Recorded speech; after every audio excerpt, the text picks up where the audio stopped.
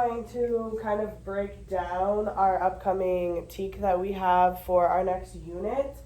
Will you remind me what the TEK is that we are doing?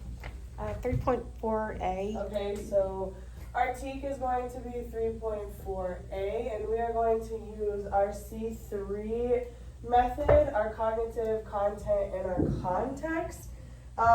Just a little reminder that 3.4A is that the student is expected to solve with fluency one-step and two-step problems involving addition and subtraction within 1,000 using strategies based on place value, properties of operations, and the relationship between addition and subtraction.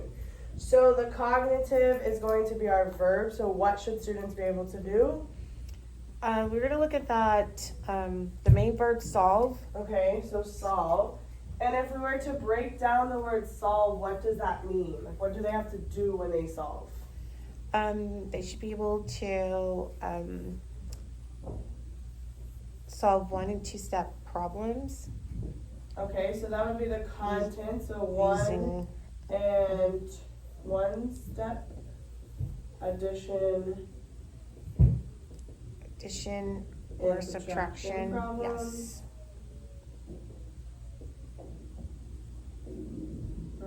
And then also two-step addition and subtraction.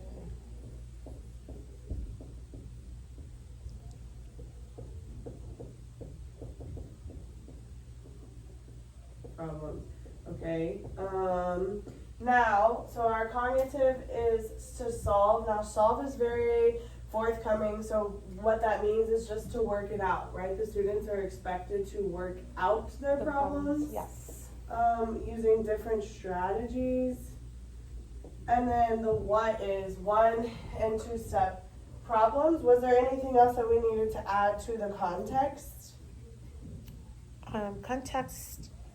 The content. Content. Sorry. We also have that it's within what? Do you remember within 1,000?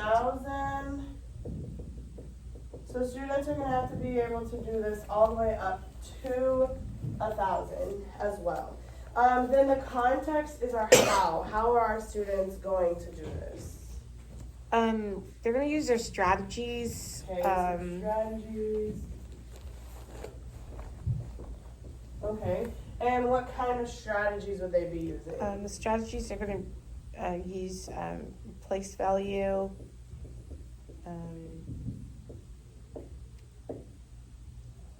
properties of operations. Okay, so properties.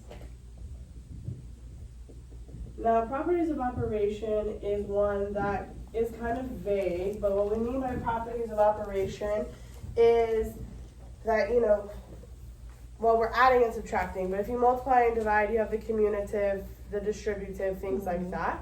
And so with addition and subtraction, what would those properties of operations look like?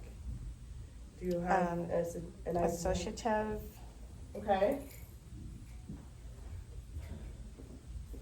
And I know looking ahead at the TEK, they also use like number lines, chunking, expanded form, things like that to also help with addition. And then there was one other thing with context that we would also be doing. I'm going to look at fluency. Okay, so fluency. All right. And then we also looked at the relationship. Yes, relationships. Between addition and subtraction. Okay. Using the reverse, the inverse operation. The inverse operation. So the students have to be able to know that they are inverse of each other. Anything else that I left out that we could use to help dive into these TEKs that you may have come up with as you had created this plan? When we know it, know how to do it, we said that we would be, the students would show speed and accuracy.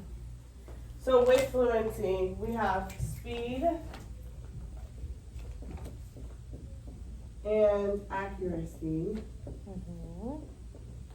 Yes, I think that's highly important because when they add and subtract, like those are just things that they should just automatically. Oh, and automaticity. Yep, that's what I would say. Automaticity, because it's something that they should be able to just automatically understand once they see the pattern and the relationship between the two as well.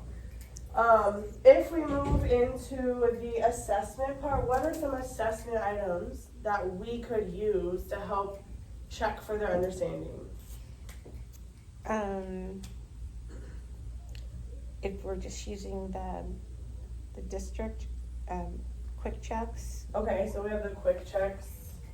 And those are typically what, like 3 questions long Yes. and we're able to then go back in and see their error analysis to say, okay, this is the area that I need to work on with my students, that most of them missed this question. Yeah. We could also use like star formatted questions, so like taking the star questions, rewording them and renumbering them and using those as exit tickets. Yeah. So star formatted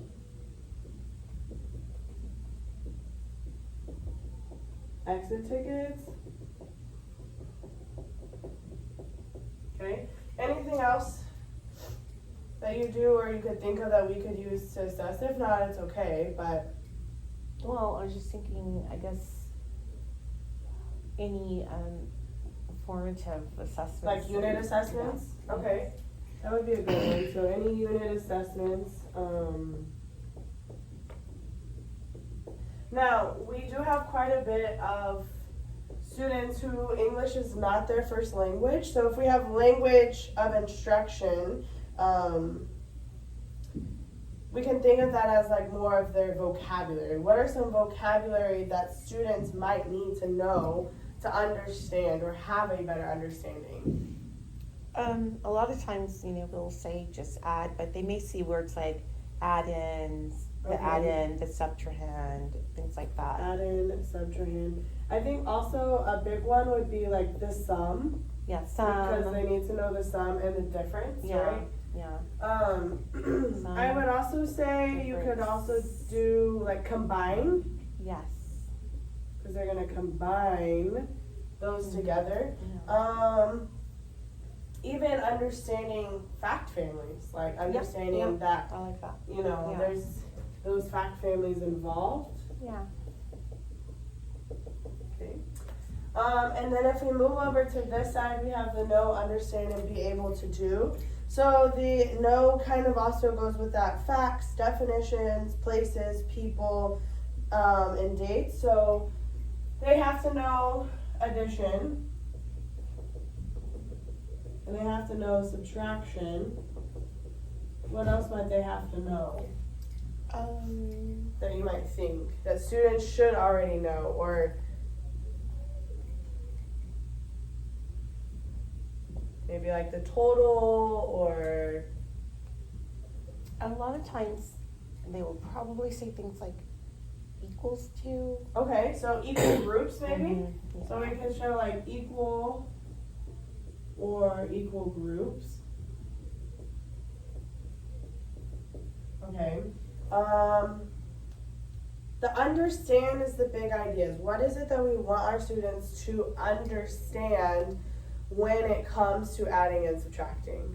What is it that we would want them to understand?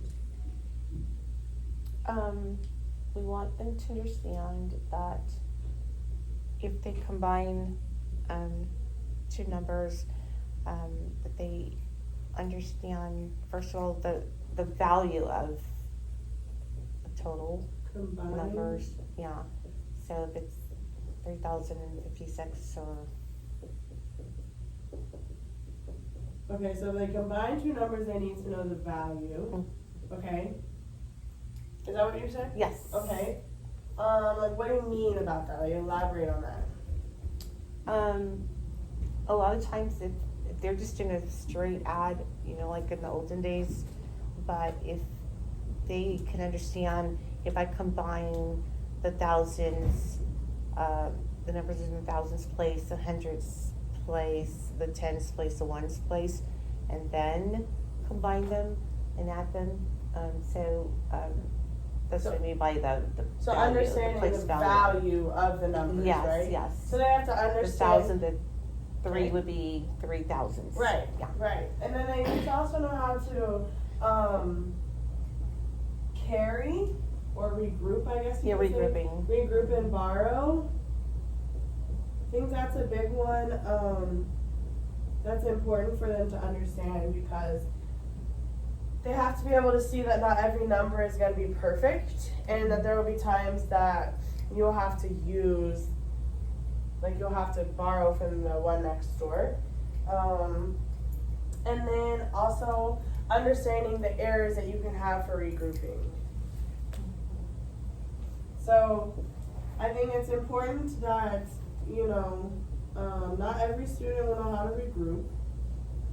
But it's important for them to understand that if I take a 10 away, I have to then add that 10 to the value next door, to the value next to it. Yeah, Because that, if not, and they forget to carry that one, then their whole number is wrong, right? So Right. understanding that there are going to be errors for regrouping as well.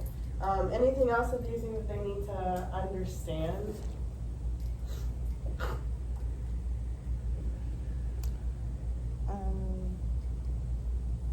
We have the common misconceptions.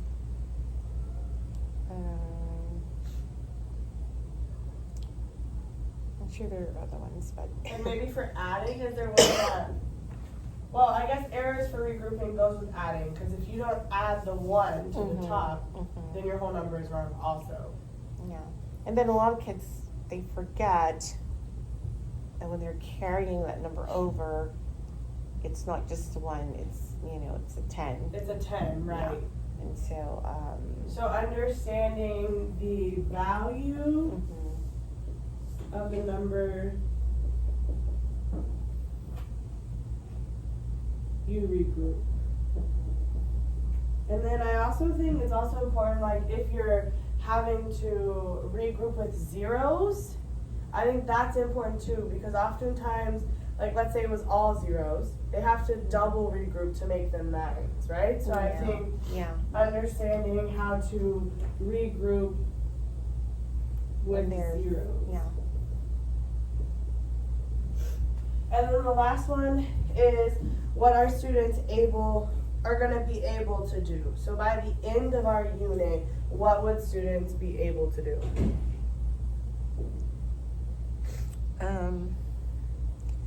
So with accuracy, they should be able to add numbers up to 1,000. Okay, so add numbers up to 1,000 with regrouping. With regrouping. Okay, and then also subtract Yes. numbers up to 1,000 with regrouping. And I think also if we go back to our 3 C's, it kind of falls back over here. They have to have that fluency piece of it. Right. So I Should think be able to- by the end, they should be able to have fluency. Yeah.